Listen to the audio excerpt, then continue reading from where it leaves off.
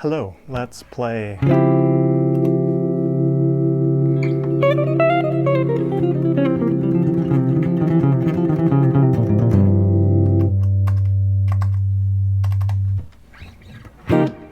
So anyway, let's make a video. Let's make a video about amplifiers a little bit and how to use them, and maybe play some guitar along the way.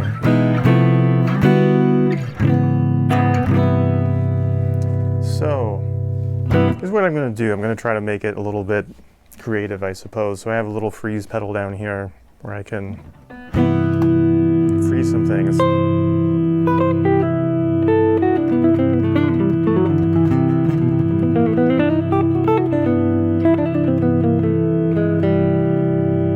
Here's what I'm going to do. I'm going to check out this amp, Suhr Corso, which is a 5-watt tube amp that's meant for recording, etc. I have it plugged into an aux box, which is overkill, but I have the aux box just in case I get other amps that are more powerful that would sound better through it. But this, technically, it has a power attenuator on it, so you could turn that all the way off, and then you could just take a direct out from this. The amp would still be on, but it wouldn't be outputting to a speaker. And then you would take that direct out and plug it into an interface, and then you'd still have to run some sort of a speaker cab simulation after that, but that would probably work. But this has speaker cab emulation, and the reverb, etc. that you're hearing is all in the aux box.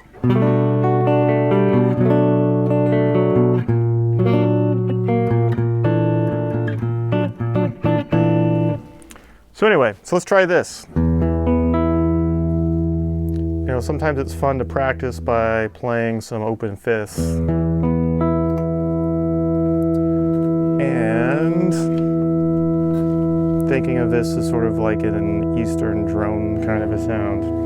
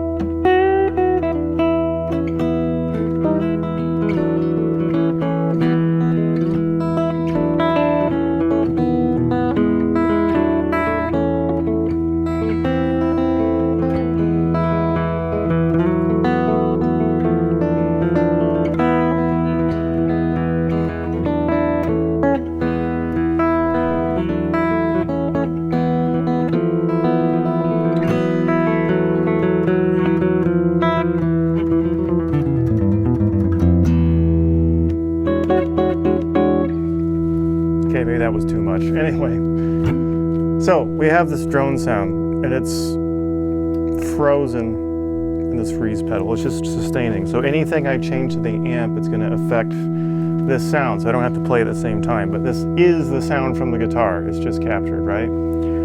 So on an amp like this, we've got, well, let's talk about more general stuff first. So like, amplifiers might have an input setting, they might have an output setting. They might have one volume that controls everything, or they might have, it's a little bit distracting.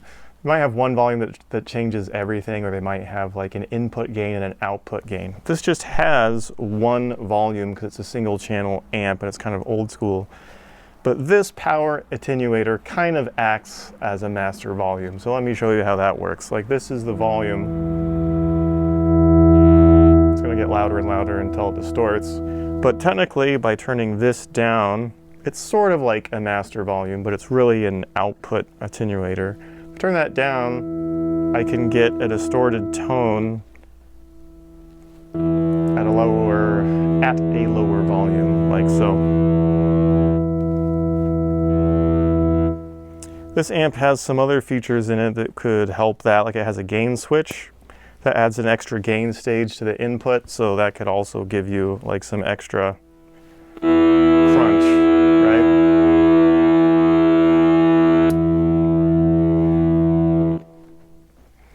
And then the rest of the settings are just related to EQ, basically. EQ is just equalization. And you can have a 2-band EQ like this. This has a bass and a treble. You can have a 3-band EQ that has like a low, a mid, and a high, or bass, mid, and high. Sometimes you can have just a 1-band EQ, technically, or a 1 knob or 1 adjustable EQ. Usually it's just labeled like a tone, but so it depends on the amp, you'd have to look it up, but some amps that only have 1 tone knob, like a guitar has a tone knob, either it's going to be passively rolling off the highs, could also boost bass frequencies in one direction. Some of them are kind of like a mid-range sweep, so it's like you go from a darker yet mid-scooped kind of a Fender sound to a brighter yet mid-range boosted Marshall-y sound, or like British sound in general. This has switches that kind of do those sort of things, which is why it's great for recording, because you can kind of change the character of the amp in general. So like you have a deep switch, which is basically just lows. Let's try like the basic EQ first. So like we have bass over here. It's bass off. It's bass all the way on. And a sweep in between. Here's highs, treble all the way up. All the way off, and sweep in between.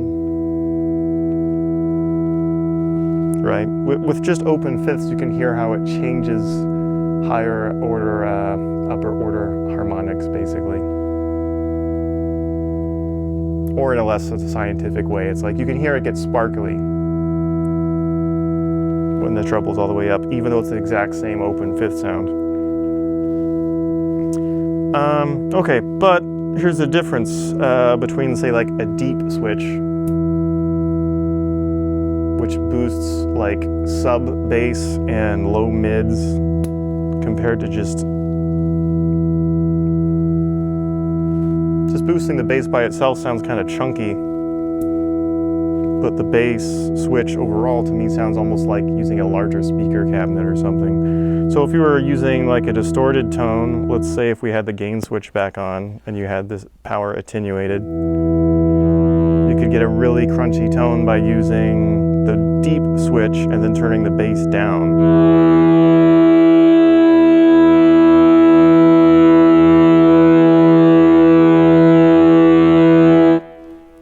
Because it gives you this thumpy low end sound, but it doesn't get muddy. You still have the bite of having less bass overall. Anyway, that's enough of like trying to do this sort of thing. You have a present switch for like upper mid-range and like really high highs. Again, you could turn that up and then the treble down to have kind of a biting upper end, but like you would have clarity, but not like piercing highs in a sense.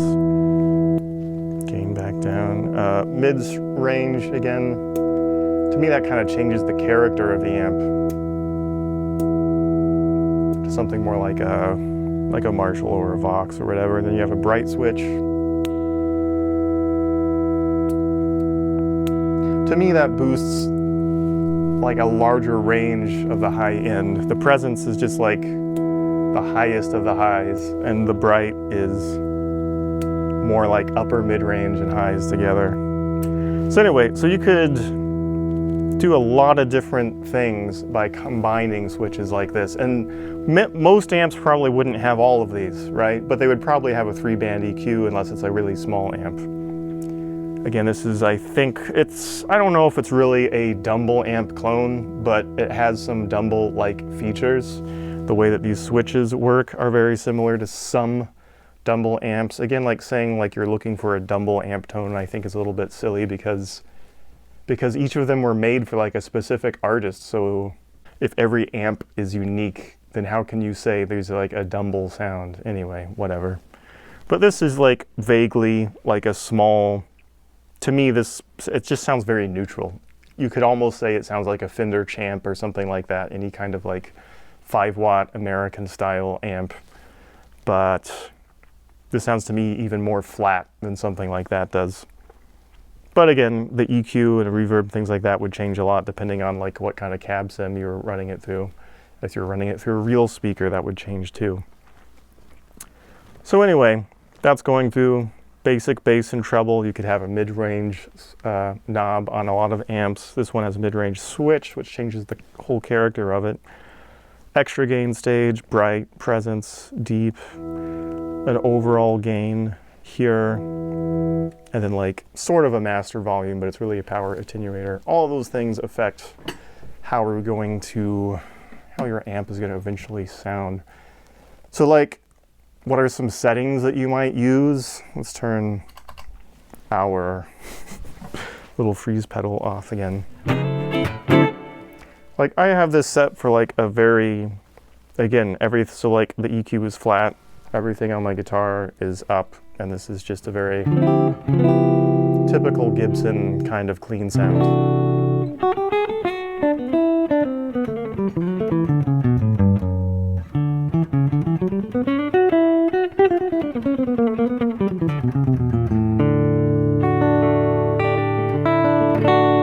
This amp has a fairly sparkly kind of high end. You can kind of take that down a little bit just with the treble knob there,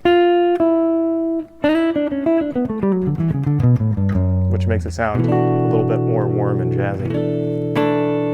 So yeah, let's talk about like EQ settings for different styles. Like if you were into to play jazz, I would probably just turn the treble down a bit.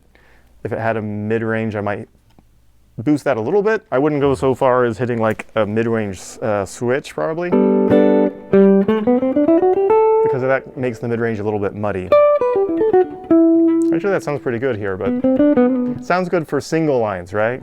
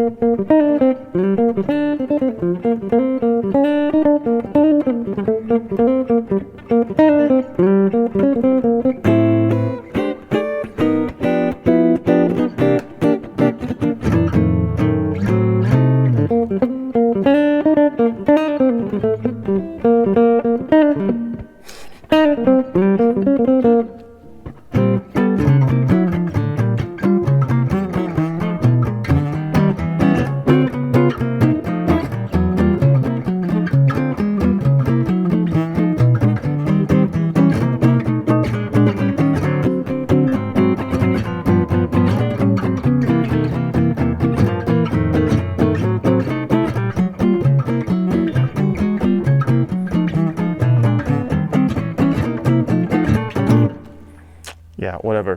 So like, but if you play big chords, big dense chords, see how that gets kind of muddy compared to this? You can hear more of the middle notes. Yeah, so anyway, jazz I would have like a neutral to slightly mid-scooped mid-range. The bass I'm gonna change depending on the guitar, right? So like if it's a hollow guitar like this, the bass might be too much. It's going to like, my concept for it is basically what you would play in like a live room. So that would change a lot. For recording, I can just leave this here. But if I play this in a live setting and I played it somewhat loud, like too much bass would quickly feed back in a live room if there's even medium volume. So I'd probably adjust that based on how boomy it sounded in a live space. And the treble I would just turn down a little bit to taste. Because I think like turning down the treble on your guitar from a tone knob, it can just get really mid-rangey and weird very quickly.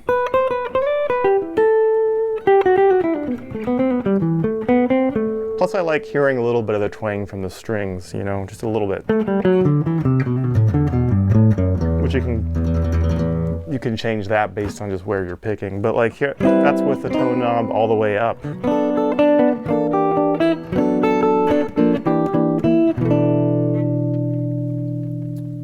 With it a little bit down, I think that sounds pretty good, but you can already hear there's a little bit of nasally sound in there.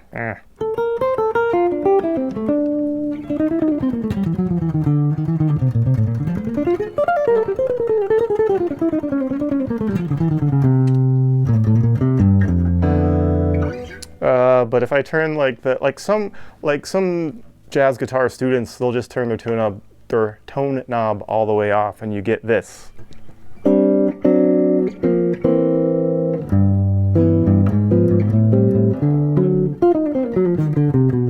It's just too much mud for me.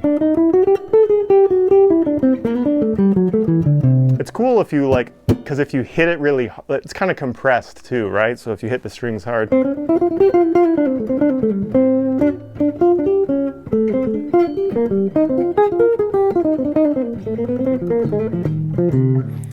You know, but again, I'd rather get rid of some of the highs, just taper them off with this, or like some kind of a, you know, like a EQ pedal or a boost pedal or something, rather than just cut everything and get rid of like the mid-range clarity, because that's, you know, especially live with other bands, in a band setting live with other instruments, it's just going to get weird.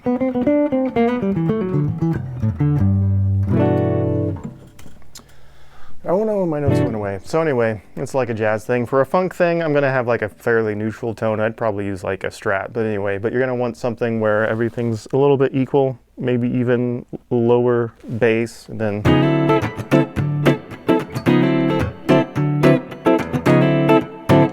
plus I wouldn't use that much reverb. I'd keep it really dry. For a lot of rock stuff, it's going to depend on how it interacts with gain, right? So like if I'm using gain from the amp, I would probably change the EQ settings to see just to see how they interact. Because I might, I don't really have time to explain all that, but it depends on like, is it acting more as like an EQ filter before your high gain stage or after it? You know, so like if you're using pedals and then you're changing the EQ, that's post your gain, right? But if you had an amp so loud that like the power amp was distorting too, then like the EQ is it's going to react differently when it's before a gain stage versus after. So that's why some people use like gain pedals before. They'll change the speaker on their amp because it basically it acts as an EQ filter. So that's another way to do it. That's why like some Mesa Boogie amps, they have two different EQ bands on the amp, because like one is pre-gain, one is post-gain.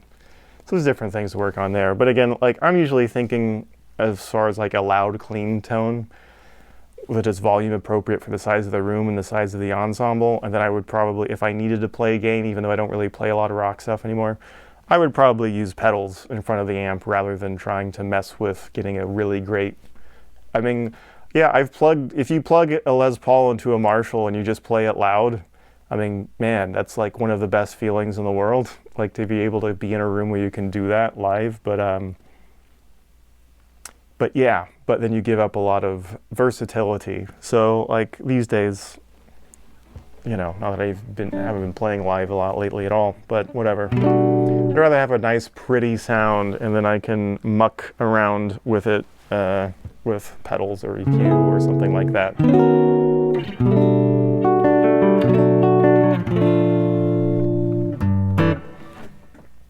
Cool. Some guitar amps might have like reverb built in. Again, like I'm probably gonna use pedals for all that stuff, just because it's easier to work with. If I was just playing solo guitar, I might just take an amp that has a reverb on it and like leave that as is, not do anything else. But again, the reverb that you're hearing is actually coming from this aux box, and I could like go in and change the settings, but I don't do that kind of stuff a whole lot. If I was recording like a whole project, then maybe I would do that.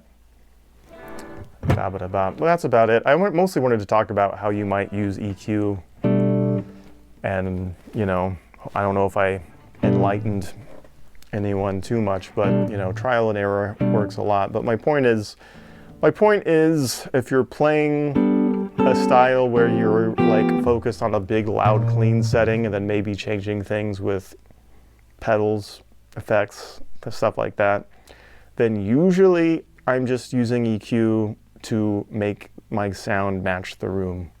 Like if it's too boomy, I'm gonna turn the bass down. If it's too piercing, I'm gonna turn the treble down. If I need to hear more vocal quality from my single notes, I'm gonna turn the mid-range up. If I need more chord clarity in the mid-range, I'm actually gonna turn the mid-range down. And if I had like sliders, I would turn the low mid-range down to get clarity, and I'd turn the high mid-range up, something like that.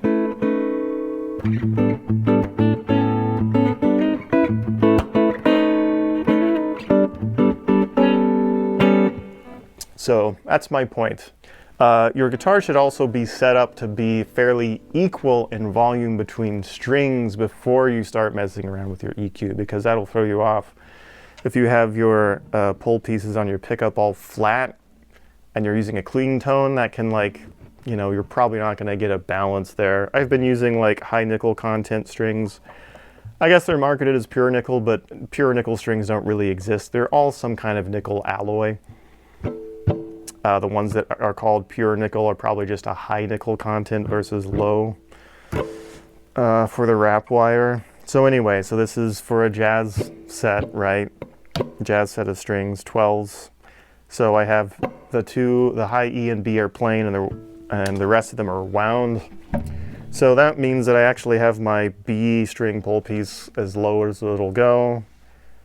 The high E is a little bit lower than flat, and then the rest of them are staggered. So G is highest, and then low E is lowest. So low, middle, middle, high, super low, and then kind of back to somewhere in the middle.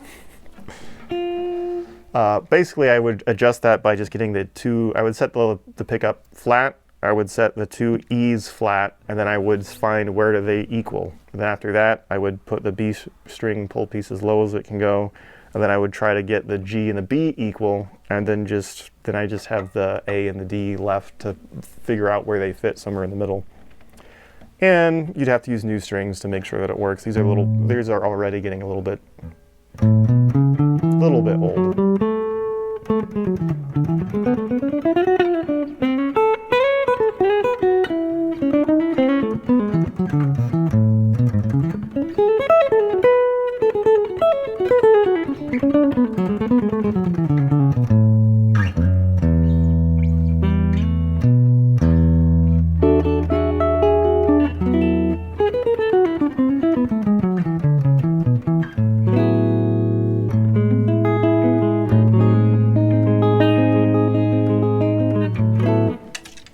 So anyway, so if you already have, with a neutral EQ setting, balance across all your strings, then when you play louder and you're filling up in a real acoustic space, then you can change your EQ settings and figure out, oh wow, for some reason in this room, or because with maybe it's your amp cab, you know, maybe you're using a 12-inch speaker or something even bigger like a 15-inch speaker, and that affects the low end so much that it's overpowering. Then yeah, that's what the EQ is for. Just turn your bass knob down a little bit, etc. Anyway, hopefully that was somewhat enlightening. My point is be playful and try things. Try different things. Realize that these are tools and we're both working with them and playing with them simultaneously. Like, it's not going to break as long as it's decent. I guess it could, but if it's quality gear in good repair, it doesn't have to be expensive. It's quality good repair equipment. You're not going to break anything by just moving knobs around. So like, experiment and see how it sounds different. Anyway, I was kind of rambly, so I'll probably edit this a lot so it makes any sense. And I'm going to leave you with some music, so let's see if I can record something cool with this Pitchfork kind of octave pedal. Okay, so I found it. I found it. Hard funk break.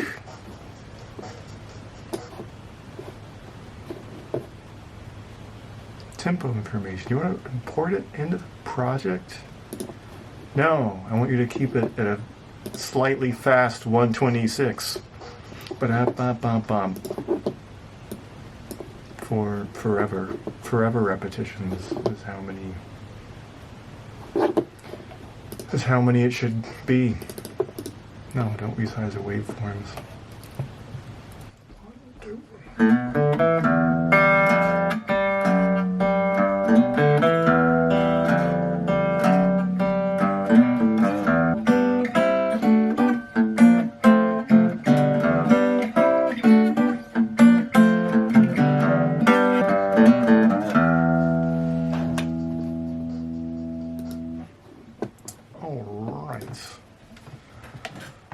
Well, this should give us something to work with.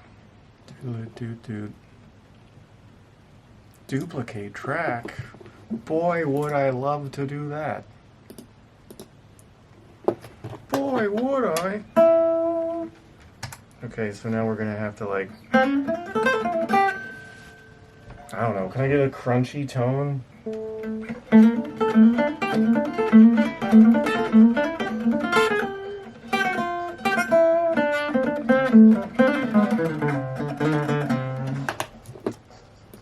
I gotta at least wait till it gets going, right? Okay, so I've got a little bit of a game tone there going on. I'm gonna let this go. I don't know, let's just listen. This is what I played rhythm on a second ago. Ba-da-ba-ba. You know, what if we just play outside the key entirely? Just for the fun of it. Looks like I have a different F word, but for the fun of it.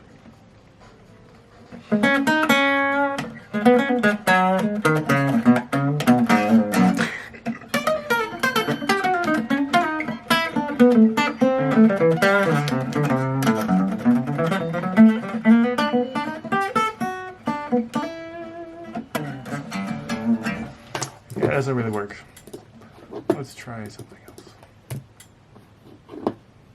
Delete. Start over. I don't know, this tone is not working for me, so let's just try it like... Okay, I tried playing over this with some complex stuff where I was like, hey, screw it, let's just play outside of the key entirely, and that was fun too, but like, didn't really work. So I'm just gonna play as simple as possible, see if I can find a melody in here. But anyway, here comes my riff. Go!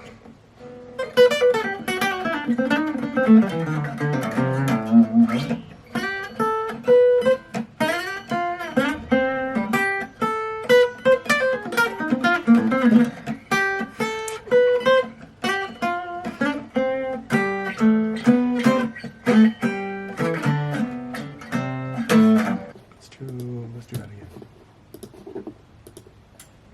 Okay, so here's the thing. Oh, it's working. So here's the thing. I tried a few different things. I tried playing totally out of the key. I tried playing crazy, weird stuff on top of it. And I just tried finding a melody, and the melody is the best. Here we go.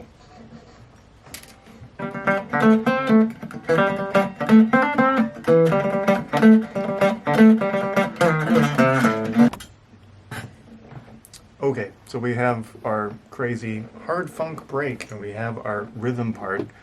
I've tried a few melodic ideas, and the simplest ones are the best ones. So let's see how that sounds. Basically playing melodies, playing little riffs, etc.